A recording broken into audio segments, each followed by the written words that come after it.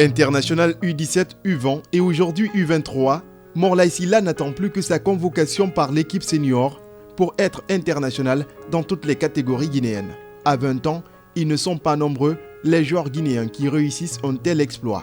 Le natif de Kaloum a une qualité qui le distingue des autres. La première qualité chez Morlaye, c'est un gamin qui est très discipliné en dehors du football.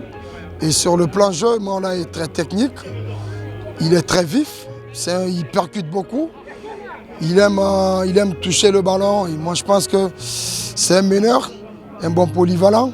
Cette saison avec le CO Koya, son club en Ligue 1 Pro, jusqu'à la 23e journée, Morlaye Sylla a joué 21 matchs.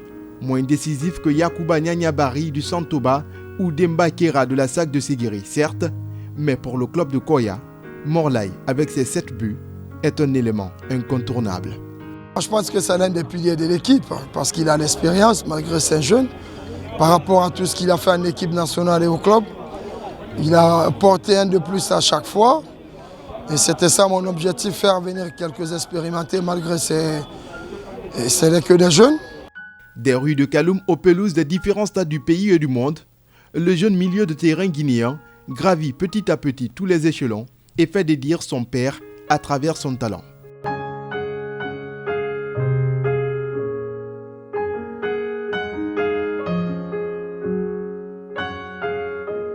La presqu'île de Kaloum, le centre-ville de Conakry, la capitale de la République de Guinée. Ici, les chaussées accueillent plus de passionnés de football que le stade de la Mission ou le terrain de proximité de Sans-Fil, réservé le plus souvent aux grandes compétitions. C'est dans les rues de ce centre administratif que Morlaye a fait ses premiers pas avec un club informel méconnu avant de rejoindre, à l'âge de 14 ans, une formation de 3e division. J'étais dans un club informel là-bas à Kaloum. Le coach, lui, il n'était même pas reconnu.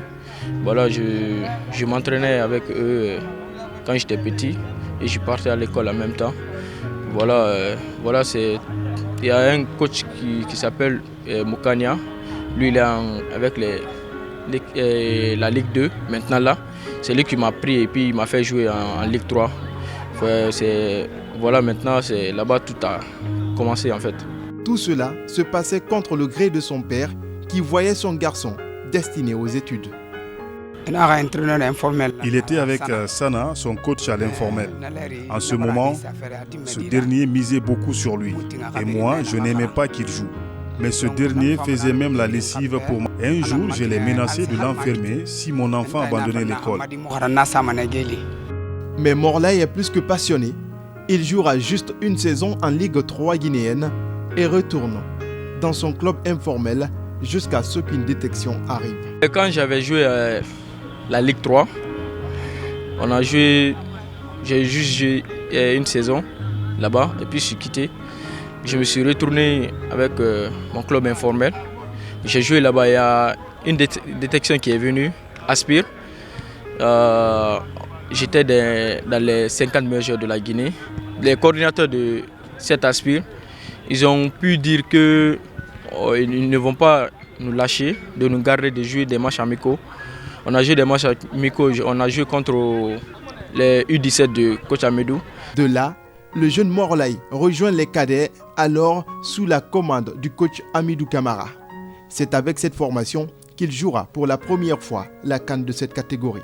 Le père Sylla est obligé de changer d'avis face au talent de son garçon qui fait presque l'unanimité. Mais j'ai vu qu'il évoluait dans le foot et étudie en même temps. J'ai alors dit à Sana que j'accepte qu'il joue à condition qu'il ne relâche pas ses études. L'école d'abord et après le foot pour mieux préparer la fin de sa carrière.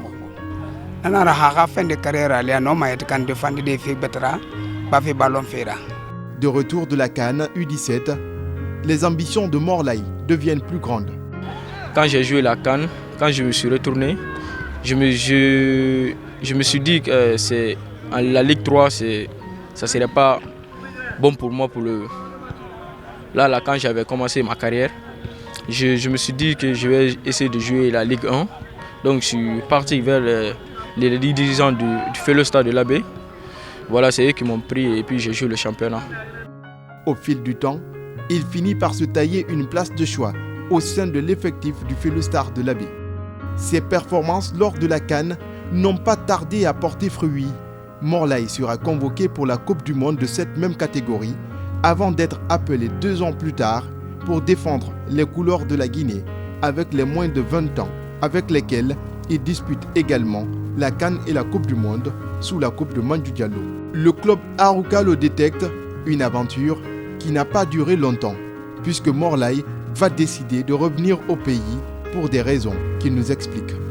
J'ai décidé de revenir en Guinée parce que là-bas ils n'ont pas de nouveau ni rien. Voilà, j'ai décidé de revenir jouer ici pour le moment et essayer de me relancer ici au championnat guinéen. Souleymane Camara Abedi ne perd pas le jeune de ses yeux durant tout ce temps. Pendant tout ce temps, j'avais l'œil sur Morlaï. Et dès que j'ai été nommé sélectionneur avec les U23, je lui ai fait appel comme renfort. Et bien avant avec Fellow du moins, j'étais l'entraîneur du Fellow-Star. Il était mon capitaine, c'est un gamin qui aime tout donner dans un match. Et aujourd'hui, je suis très satisfait de son résultat, même en équipe nationale espoir. Et de jour au lendemain, Morlaï ne fait que progresser.